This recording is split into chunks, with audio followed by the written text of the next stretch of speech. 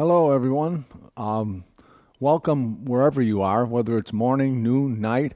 Welcome to the Sonship and Identity Conference. My name is Pete, as you know, and I just want to say a little prayer before I start. Father, thank you for showing us who you are to us and who we are to you as your sons. In your name, amen. Just a nice short little prayer. So, when I get started, a couple weeks ago, Brother David calls me up. He's got this book. It's called Solve for Happy by Mo Godat. I'm going to be quoting from there, so I'm going to preface this up front. And he also sent a link. He's on YouTube. And I'm not one that reads a lot. I don't get excited about books. Okay? My wife has read over 90 books a year to 100 for the past 10 years. I haven't read 90 books in my life. So, but this, Brother David prefaced it by saying, don't spiritualize. Read it and don't, because my first thought, even reading the title, Solve for Happy, and what I had in my mind, the meaning of happiness, I would judge him unfairly. So, anyway, we talked about the state of confusion. And Brother David, just really, you set me up here by what you just said. Living in fear. And the author, Mo, goes in and he says the majority of our negative emotions are in the past or in the future. Well, what does that mean? Well, in the past, it's unhappy content, he called it. In the past was regret, and in the future is anxiety. Because in the past, we regret what happened to me 10 years ago, or what's going to happen. And I hear this a lot. I hear this in my own home a lot. What's going to happen? We have to make sure we do this so this doesn't happen.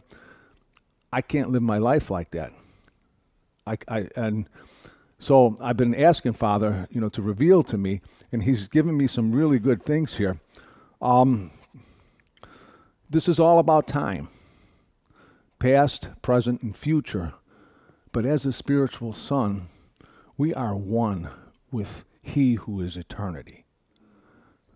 And that's a different thought process. That's a very, very different thought process. If you want to live in the past, you're living in a day, as Mo says, you're living in the past, you're still living in a day called today. And if you want to live in the future, you're still going to be living in a day called today. So what we have is today, and the least, we have peace and happiness. I'm going to go into peace a little bit later. But he tends to say in the present moment, because if you're in the present now, he says the tiger in the room is not attacking you, so you don't have to worry about losing your job tomorrow. So you have that happiness, what he calls, in the now. And we don't live in the now. We want to live in the past or the future in our flesh. He also goes on to talk about thoughts. And this is one that got me, because he said our thoughts are not our own.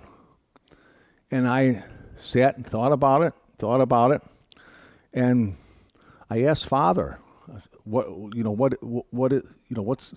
this about? And his answer to me is, all of my sons know my voice. And that pretty much talks about, because we know there's voices. How do we know Father's voice? There's Father's voice. There's other voices that we hear.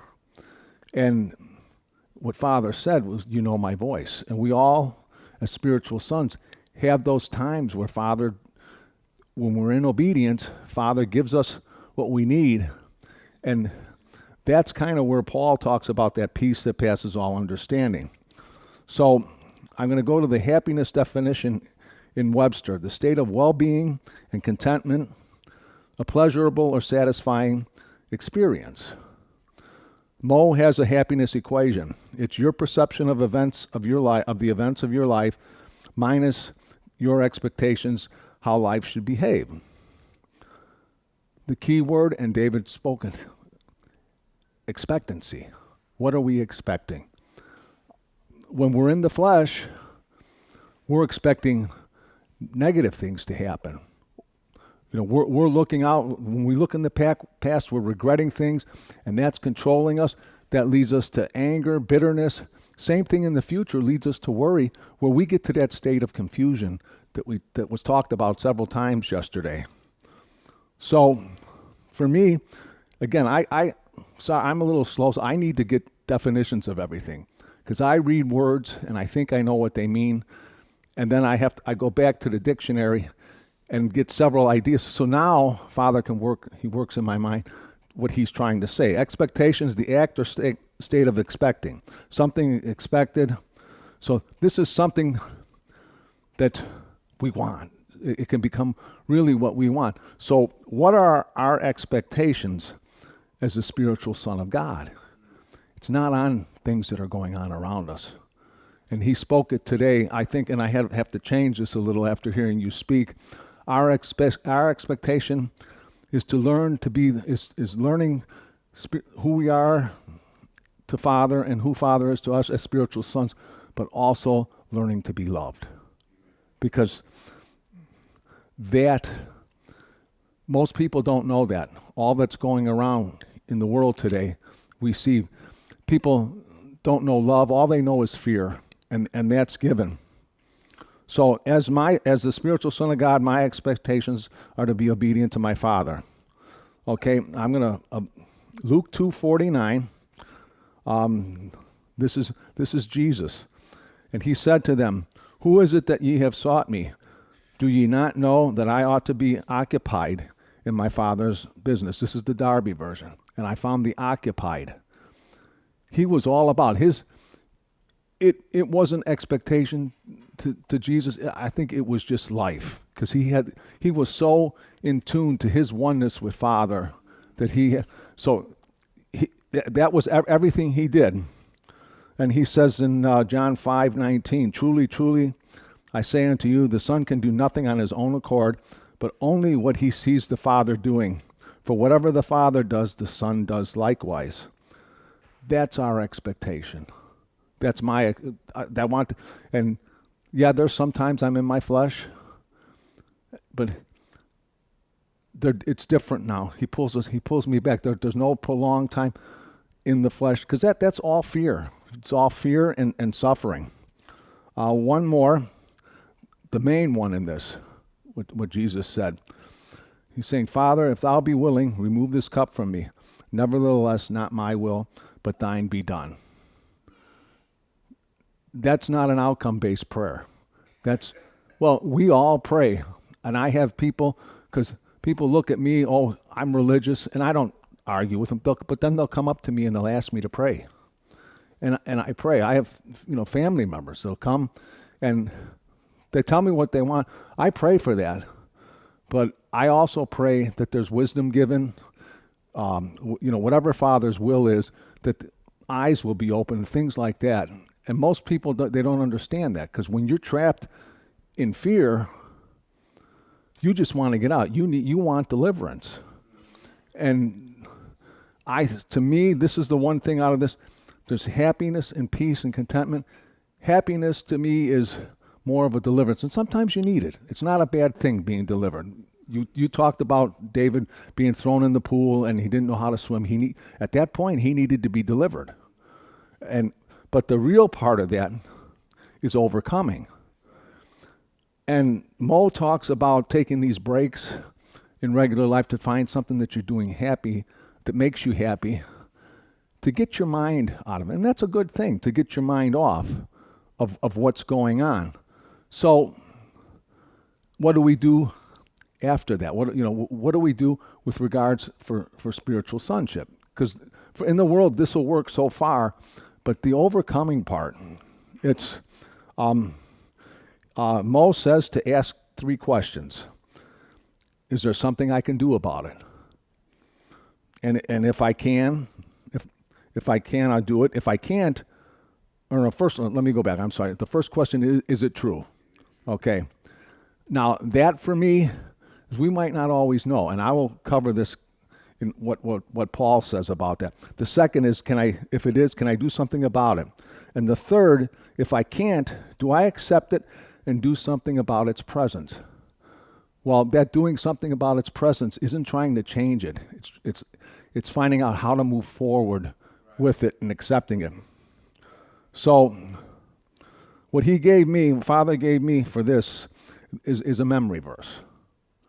You've heard, everybody in this room, I'm sure knows it. It's Philippians 4, 6, and 7. Be careful for nothing, but in everything by prayer and supplication with thanksgiving, let your requests be made known unto God, and the peace of God, which passeth all understanding, shall keep your hearts and minds through Christ Jesus.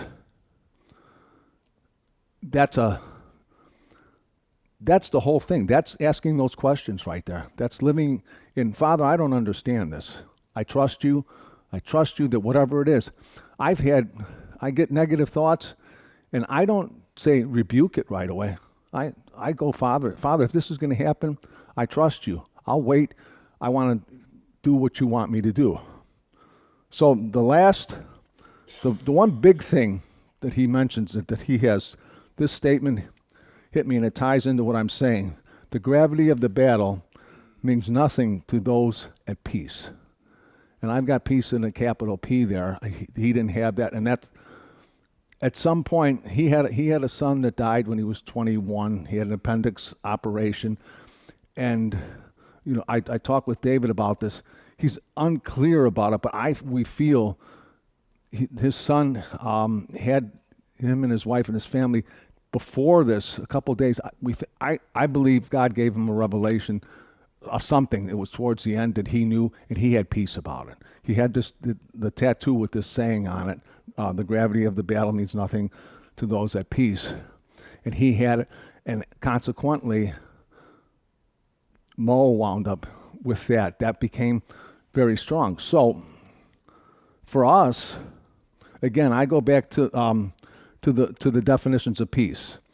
And the world's definitions are a state of tranquility or quiet, such as freedom from civil disobedience. That's their example of that. There's a couple more. It's all has to do with not being in conflict. But there is one that was on there that I found interesting. Freedom from disquieting anxiety or oppressive thoughts and emotions. When we're in Father's peace, we go through all of that stuff so we don't have to have those emotions while we're going through. We're trusting in Father.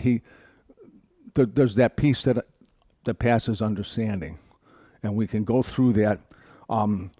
It doesn't have to be tranquil. It doesn't have to be calm around us.